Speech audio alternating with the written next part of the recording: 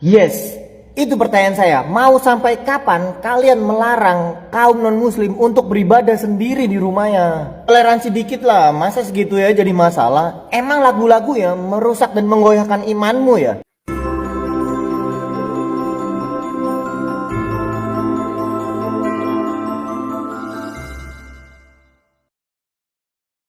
Oke, puji Tuhan, Shalom, selamat siang menjelang sore teman-teman, Bapak Ibu, saudara-saudari dimanapun Anda berada pada kesempatan ini.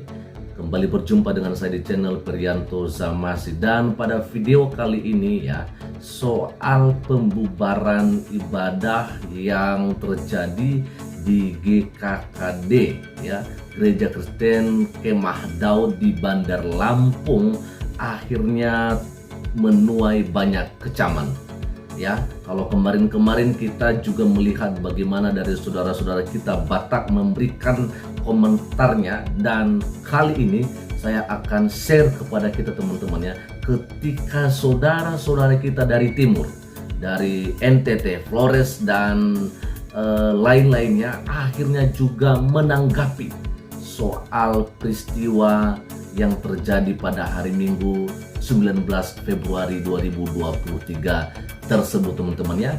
Dan tidak lagi berlama-lama, langsung saja kita akan melihat videonya di sini. Ini dia.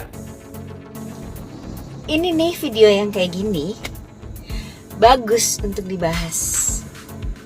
Untungnya kami di Flores, Nusa Tenggara Timur tidak ada larangan untuk beribadah, tidak ada larangan untuk menganut suatu agama apapun.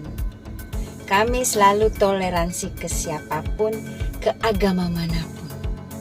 Keluarga kami bahkan sekandung pun ada yang beda agama. Tetangga pun ada yang beda agama. Tetapi kita saling menghormati, itu indah. Kita beragam, itu indah, seperti Pancasila kita. Jadi, kepada saudara-saudara kita yang mungkin belum bisa toleransi, toleransilah kepada sesama. Karena berbagi berwarna itu indah. Jangan lupa Shalom, salam sejahtera dalam Tuhan Yesus Kristus. Parah. Kita mau ibadah setengah mati. Kita mau, saudara-saudara kami Kristen di jauh sana mau ibadah, di Lampung, di Sumatera mau ibadah setengah mati, diusir-usir. Terus kami dipaksa untuk harus bertoleransi. Model begini toleransi. Toleransi apaan?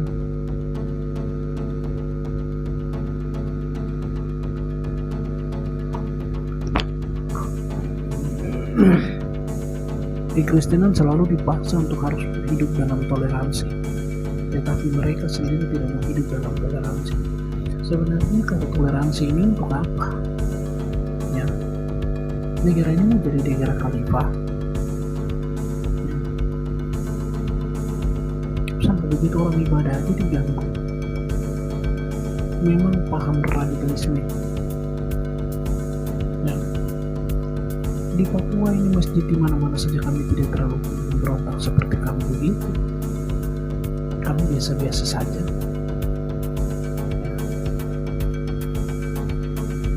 Tapi kenapa Anda panas ketika kami beribadah? Aneh. Kami dengan toleransi di Republik ini. Katanya harus toleransi. Tapi ketika Kristen ibadah, diusir. Payah. Ya, selamat pagi kepada Bapak yang penitanya sini bukan melarang, dan saya juga sudah lihat bahwa di situ ada poin-poin penting yang Bapak sampaikan, terutama untuk pernyataannya dari 2016 itu ya baik, saya juga maklumi. Tapi di sini juga saya mau sampaikan bahwa apa salahnya Bapak menunggu saudara-saudara sesudah ibadah atau setelah ibadah baru Bapak datang, Bapak datang masuk ke dalam, atau tunggu di luar dan bicarakan baik-baik dengan pendeta yang sudah membuat pernyataan dan kepada jemaat setempat untuk segera mengesahkan surat izinnya. Lantas kalau Bapak bilang tidak melarang, bagi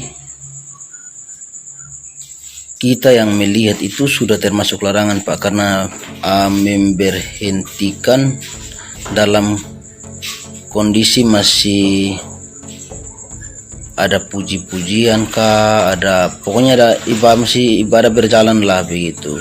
Itu kalau Bapak pernyataannya bilang tidak melarang, itu Bapak memberhentikan, itu artinya Bapak sudah melarang. Nah, yang saya mau sampaikan di sini, di mana toleransi kita Pak sebagai warga negara Indonesia, toleransi itu perlu kita junjung tinggi.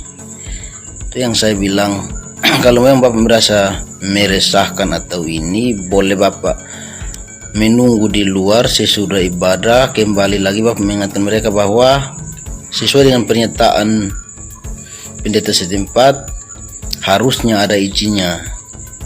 Nah, kan belum ada izinnya, Bapak boleh sampaikan di situ lagi bahwa kedepannya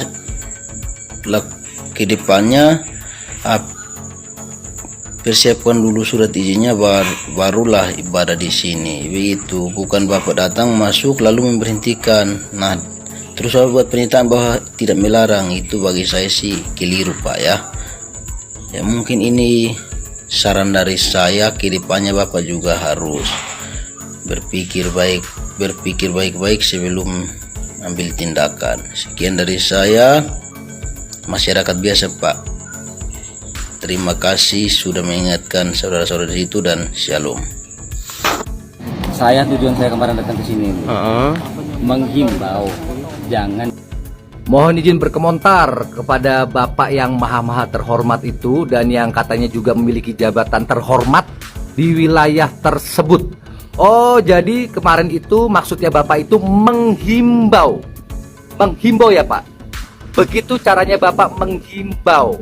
Kalau yang saya pahami ya Pak, menghimbau itu memiliki makna yang positif. Sangat positif. Nah, Bapak Jokowi, presiden kita itu baru namanya menghimbau. Dengan tegas, jelas, sopan, beretika. Menghimbau kepada seluruh lapisan masyarakat dan kepada instansi terkait untuk sama-sama menjaga kemerdekaan, kebebasan beragama dan menjalankan ibadahnya masing-masing. Jika menurut Bapak itu caranya Bapak melakukan himbauan seperti itu menurut saya Pak ya, sekali lagi nih menurut saya nih, akan menjadi contoh yang buruk untuk masyarakat. Bapak memiliki jabatan loh. Begitukah Pak caranya menghimbau Pak? Nunjuk-nunjuk, masuk dengan cara yang menurut saya kurang sopan, mengeluarkan kata-kata yang keras, bahkan mungkin kasar. Gitu caranya menghimbau Pak. Terlepas dugaan adanya permasalahan perizinan itu, tapi begitukah Pak caranya menghimbau Pak? Mereka hanya ingin beribadah Pak. Toh mereka ibadah di dalam ruangan, bersorak-sorai di dalam ruangan, nyanyi dalam ruangan, khotbah dalam ruangan. Kalaupun suara mereka keluar itu sayup-sayup Pak. Coba Pak, kalau keadaannya dibalik, misalnya Pak, Bapak yang mengalami hal seperti itu, kebayang nggak Pak yang akan terjadi? Oke, lanjut ya di part 2 nanti. Oke teman-teman, jadi kita sudah melihat ya bagaimana komentar-komentar dari saudara-saudara kita dari timur soal kejadian di Bandar Lampung itu ya. Dan yang saya mau sampaikan bahwa benar saja teman-teman ya, bahwa dalam berkehidupan yang terdiri dari berbagai macam suku, ras, agama dan sebagainya itu, kita harus benar-benar memupuk yang namanya toleransi, ya kan?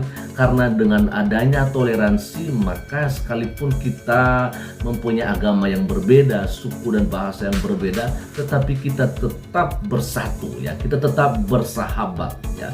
Karena orang beribadah, kita harus berikan waktu untuk mereka untuk beribadah kepada Tuhannya. Kita harus menghargai itu.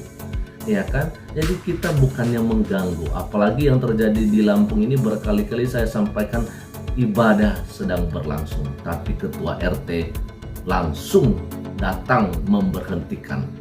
Ya, jadi saya pikir ya inilah yang perlu dipikirkan oleh orang-orang semacam Pak RT ini teman-teman ya, agar dia bisa